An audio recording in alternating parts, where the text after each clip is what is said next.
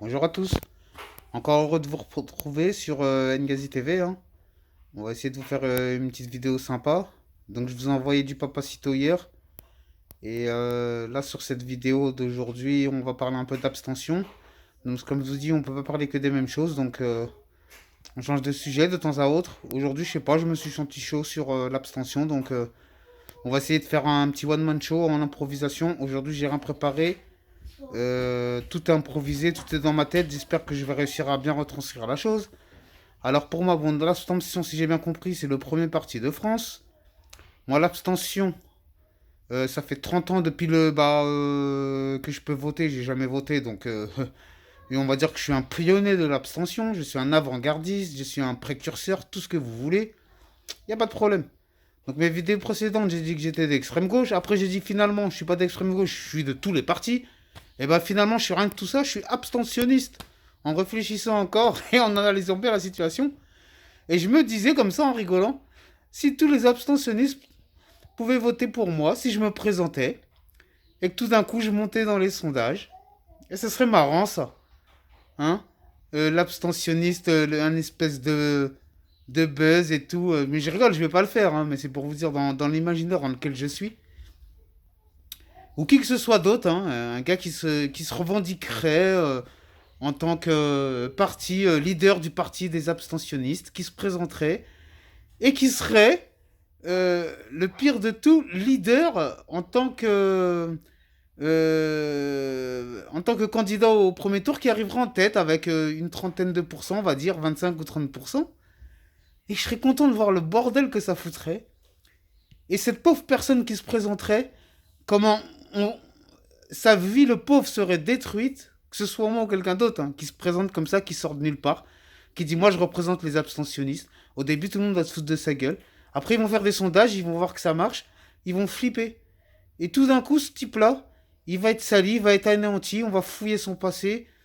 S'il y a rien à lui reprocher, on va inventer des choses, on va transformer les choses.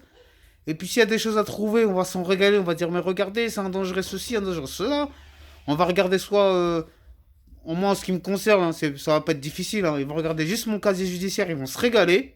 Ils vont dire vous allez voter pour un dangereux délinquant, il a fait ça, il a fait ça, il a fait ça. Alors par exemple j'ai fait 2 ans d'armée, j'ai été décoré, ils en parleraient jamais. Mais c'est pour vous dire la façon dont les médias manipulent tout ce bon monde. Et comme je disais, si vous n'avez pas la carte, c'est foutu. Mais il faut pas quand même s'avouer vaincu et ne vous laissez pas faire. Et si demain il y a un représentant des abstentionnistes qui se présente, pour la première fois, j'irai voter. Ah bah oui, eh bah oui. J'aurais jamais cru dire ça, mais voilà. C'est pour ça que je vous dis, c'était une totale improvisation.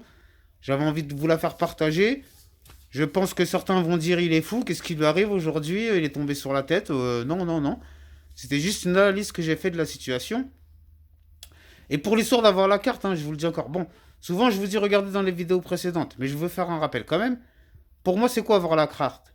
C'est aller au CRIF et, et être un peu pas canonisé pape ou je ne sais ou saint ou je ne sais quoi ou comment on appelait ça, mais en tout cas, si vous êtes leur poulain, comme j'ai dit, moi je dis référence à un reportage qui a été fait sur Breaking News TV. Excusez-moi si c'est pas la référence exacte, mais bon, c'est une chaîne qui marche très bien et qui dénonce certains faits. Et là-dedans, il y avait un reportage sur le lobby israélien en France.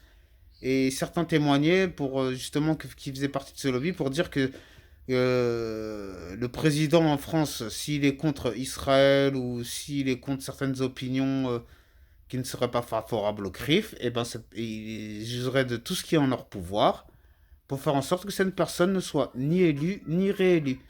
Et ça, ce ne sont pas mes propos, hein. Ce sont des propos que je répète qui sont d'un reportage par des gens hein, bien plus aisés que moi. Moi, c'est bon, hein, venez pas me chercher des problèmes, à dire lui, c'est le nouveau je sais pas quoi, nouveau Dieudo ou non. Moi, j'ai rien à voir avec tout ça. Hein. C'est juste pour vous dire que si vous n'êtes pas au top dans cette sphère, c'est-à-dire si vous n'êtes pas intégré, si vous n'êtes pas du cursus, comme je dis dans mes vidéos précédentes, en fait, on tourne toujours autour de. Je dis à chaque fois la même chose, mais de façon différente et avec des exemples différents. Parce que si vous êtes quelqu'un du peuple, vous n'avez quasiment aucune chance de représenter le peuple. Pourquoi? Parce que c'est l'élite qui est censée représenter le peuple. Car c'est l'élite qui possède les médias, c'est l'élite qui possède toutes les choses importantes, les grands chefs d'entreprise, les grandes chaînes de télé, tous les ministères, etc. C'est l'élite. Ça va pas être quelqu'un du peuple qu'on va mettre. Tiens, t'es ministre de la Défense. T'as du mérite, toi. T'es parti de rien, t'as été très bon. Rappelez-vous Bérégovoy, le pauvre. Comment il a fini? Avec son soi-disant suicide qui n'était pas un suicide. Dans un mètre d'eau. Noyade dans un mètre d'eau. Je vous invite à regarder des rediffusions sur le reportage de Bérégovoy, le pauvre, comment il a fini. Parce qu'il venait pas du sérail, parce qu'il avait un bac pro. Et avec un bac pro, il a été Premier ministre de la France. Et donc il a été raillé. Alors que si moi je suis pas un spécialiste, je suis pas un grand politologue, hein, mais j'en suis sûr si on va bien fouiller du bilan de Bérégovoy, il en sort plus des choses positives que négatives comparé aux politiques qui nous gouvernent aujourd'hui. Le pauvre Bernard Tapie, c'est pareil. Moi, Bernard Tapie, j'étais petit, il m'a fait rêver, j'ai adoré. Non, pas adoré, pardon, je n'adore que Dieu, mais il m'a fait rêver d'une façon pas possible. Jusqu'à aujourd'hui, là, si je vous parle, c'est grâce à des gens comme Bernard Tapie. Moi, j'étais petit, je voyais Bernard Tapie, président de l'OM. Il avait son gros yacht, là, son yacht, je me rappelle plus comment ça s'appelle. Ça faisait rêver. Et je sentais que ce gars-là, il venait d'un milieu modeste comme nous, alors que moi, j'étais petit, je savais pas d'où il venait. J'étais pas censé savoir. Et après, en grandissant, je me suis aperçu qu'effectivement, il venait du 93, hein, si je ne m'abuse, etc., d'un milieu modeste. Et il s'est fait lui-même. Et les gens les plus respectueux, c'est ceux qui se font eux-mêmes, pas ceux qui usent de leur réseau afin de se faire élire, réélire, et de dominer les autres et de marcher sur les autres. Bon, maintenant, je vais arrêter de trop parler parce que la vidéo sera peut-être trop longue. Donc, je voulais faire une petite aparté sur l'abstention. Je l'ai faite à ma façon, hein. Je sais, c'est un peu space, mais c'est ma marque de fabrique. C'est pour ça que je reste authentique. Je vous invite donc à me suivre, liker, abonner, partager, que vous soyez pour ou contre mes idées, mes opinions. N'oubliez pas que nous sommes tous dans la même aventure. N'oubliez pas que si demain, après-demain, dans 6 mois, 1 an, on a beaucoup de vues, ce sera grâce à vous avant que ce soit même grâce à moi. Je ne sais pas si vous m'avez compris, mais je ne peux pas être plus simple que ça.